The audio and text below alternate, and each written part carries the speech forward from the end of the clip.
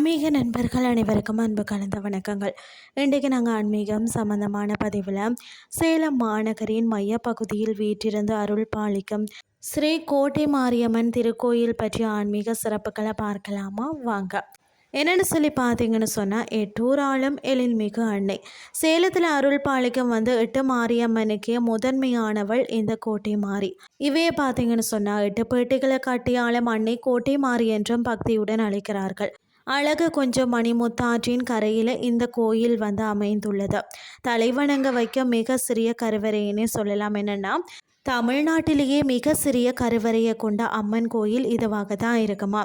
எவ்வளவு பெரிய அந்தஸ்தில் உள்ள மனிதராக இருந்தாலும் சரி, அன்னையின் முன் குனிந்து தலை வணங்கி மண்டியிட்டு தான் வணங்க வேண்டும் என்ற அதாவது உயரிய தத்துவத்தை உணர்த்தவே இத்தகைய அமைப்பா. அன்னையின் திவ்ய சொரூபம் சிரசில் அக்னி ஜீவாலையுடன் கூடிய கிரீடமும் அதில் படம் எடுத்த நாக அமைப்பும் ஒளி வீசுகிறது.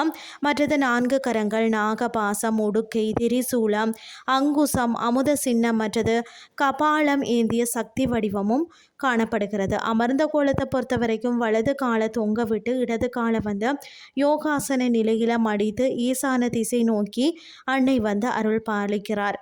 வேறு எங்குமே இல்லாத ஊட்டிவிடும் நெய்வேத்தியம் என்னென்னா, பொதுவாக கோயில்களில் சுவாமிக்கு முன் உணவை படைப்பது தான் வழக்கம்.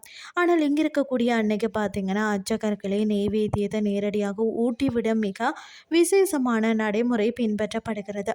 இது வேறு எந்த கோயில்லையுமே காண முடியாத தனி சிறப்புன்னே சொல்லலாம். அது மட்டும் இல்லாமல் நேர்த்திக்கடன்கள் வழிபாடுகளை பொறுத்த வரைக்கும் உப்பு மிளகு போடுதல்னு சொல்லுவாங்க. பலிப்பீடத்தில் குங்குமம் கலந்த உப்பை போட்டு நீர் ஊற்றுவார். அந்த உப்பு நீரில் கரைவது போல நம்மளுடைய நோய்களும் குறைகளும் கரைந்து விடும் என்பது நம்பிக்கையாக இருக்கிறது.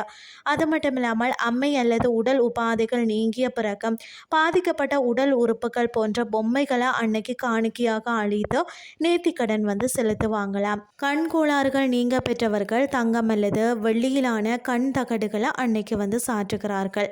அது மட்டும் இல்லாமல் வேண்டுதல் நிறைவேற பக்தர்கள் ஒவ்வொரு அடியாக வைத்து கோயில 3 முறை வலம் வருவாங்களாம். புகழ்பெற்ற ஆடி திருவிழா, அதாவது இந்த கோயிலில் ஆடி திருவிழா மிகவும் பிரசித்தி பெற்றதாம்.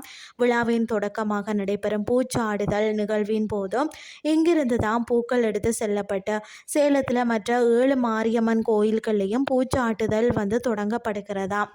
ஓம் சக்தி பராசக்தி. சேலம் கோட்டை மாரியம்மனின் அருள் நம்ம அனைவருக்கும் என்றென்றும் கிடைக்கணும்னு சொல்லி கூறிக்கொண்டு இன்றைய ஆன்மீகம் சார்ந்த பதிவை நிறைவு செய்து கொள்கிறேன். இதே மாதிரி மற்றும் ஒரு ஆன்மீகம் சார்ந்த பதிவோடு உங்களை சந்திக்கிறேன். நன்றி.